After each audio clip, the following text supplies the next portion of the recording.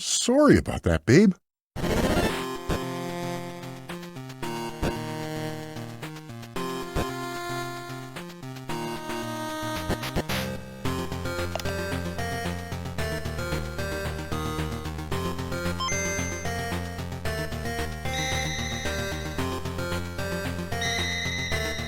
Metroid II Return of Samus is a game that I somehow never got around to. Sure, when I was a kid I didn't really dabble with the Metroid series, but as I got older I fell in love with the first Metroid and I really did enjoy my solo playthrough of Super Metroid.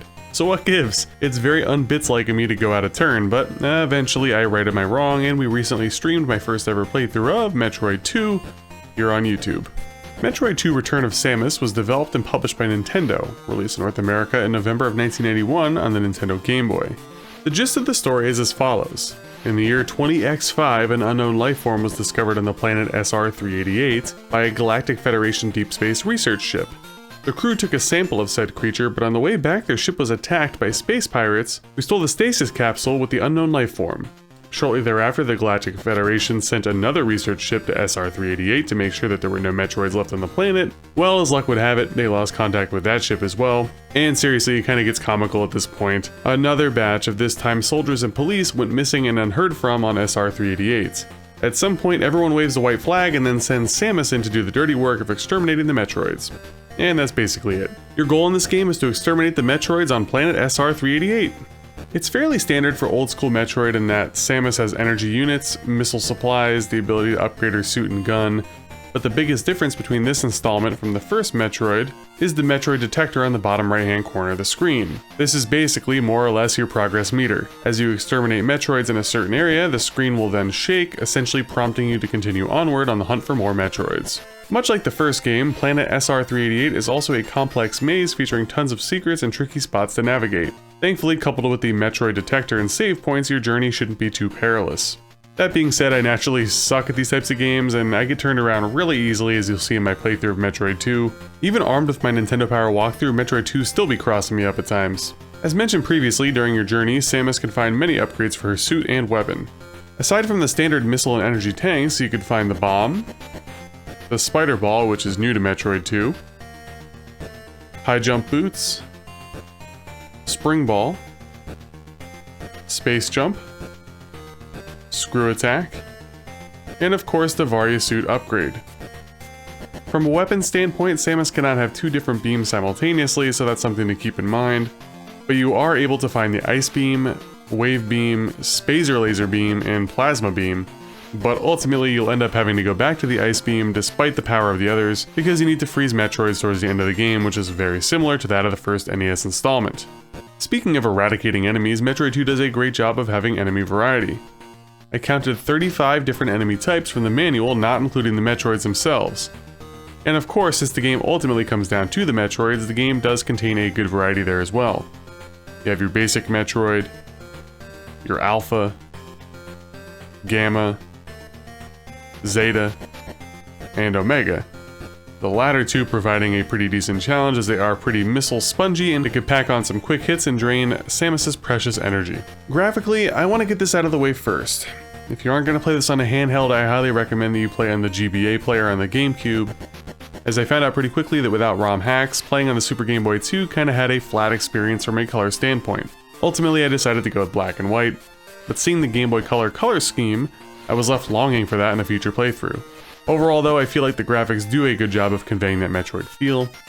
Alien life forms, isolation, the starship, and Samus are nicely detailed, and I enjoy the layouts of the labyrinths. Occasionally I would get some screen tearing here and there, but I chalk that up to the fact that the game was toned down to be on a handheld device, and it is quite the feat sticking something like this on a Game Boy cartridge at the time. Music and sound. So the music that is present in the game is actually awesome. I guess you would dub it the main theme of Metroid 2 is actually one of my favorite Game Boy tracks. The problem is that it's also one of the only tracks in the entire game, and oftentimes you are left in areas with no music at all, save for some ambient noise. I understand they were trying to go for the whole desolate feeling and probably held back a little bit by console limitations on the Game Boy, but goodness gracious, I was missing the wonderful tunes of the first Metroid. Coupled with that is the generally meh sound effects. Nothing really to write home about, but to be fair, neither was the first game, and of course the low health noise is extremely annoying, and I legit had to find health before I stopped one of my sessions because I didn't want to fire up the game the next day with that noise. So yeah, the tracks that are present in the game are pretty dang good, but it's just few and far between as far as hearing much of anything.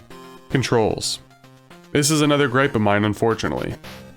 Both Metroid and Metroid II don't have the tightest and most intuitive controls in my opinion.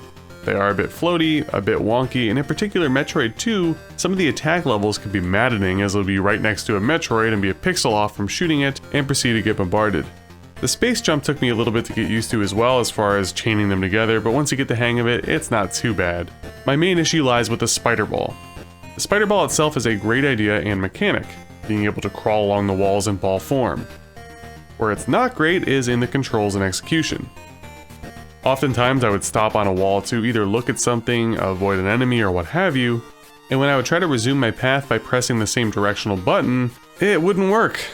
That button no longer moves Samus, or in some cases it would move her the opposite way. The controls seemingly change on the fly when you're not in a continuous movement. I'm sure there are actual mechanics behind this, but when you're playing casually, I'd be hard pressed to think that you weren't maddened by the spider ball at some point. And unfortunately, it's not really a mechanic that you could just avoid, as I used it quite frequently and it annoyed me quite frequently. Overall, to me, the controls are just about as as it gets, and there are learning curves for the various mechanics, so keep that in mind. Gameplay and fun factor. Despite some of the aforementioned limitations, Metroid 2 is still a very fun and solid game. Again, keeping in mind that this is on the Game Boy and not an NES sequel or something on the SNES, they did a pretty good job of cramming classic Metroid gameplay on the go. I actually quite liked the change up with eradicating the Metroids in certain areas before moving on gimmick, as I felt like the game did a decent job of minimizing backtracking. If you don't stink up the joint of course and constantly need to go reheal and remissile yourself, then there really isn't much backtracking. There are definitely some cryptic spots in the game, specifically in regards to finding secret missiles and heals, but overall it wasn't too bad, save for maybe the middle of the game. I feel like the beginning and the end are fairly streamlined, especially for a Metroid game, but the middle was a little tricky. As usual, the exploration was rewarding, the Metroids and the pseudo-bosses were challenging, and the final boss was actually pretty cool. All in all, I give Metroid 2 Return of Samus on the Nintendo Game Boy a 7 out of 10. Again, had I played this on the Game Boy Advance player with a nicer color scheme, I might have bumped it up to a 7.5 or even an 8 on a good day, but the overall lack of colors in the environment made things a bit bland. The lack of soundtrack really did hurt my immersion, which is funny because they are probably going for the isolation feel. Certain mechanics, namely the spider ball, were sloppily executed in my opinion. And though I enjoyed the variety of enemies in Metroids, I did kind of miss the true boss nature and that of Kraid and Ridley from the first installment. I think Metroid 2 is a fine handheld follow-up, but it pales in comparison in many ways to the first game. In some ways due to the fault of the programmers and developers, but I'm also sure in some ways because of the limitations of the Game Boy. If you've enjoyed this review, please consider liking, commenting, and subscribing if you haven't already. If you want to check out my other Metroid 2 content, check out the pinned comment description below or the end screen. You can check out my first ever full playthrough of the game, as well as probably some shorts. Take care.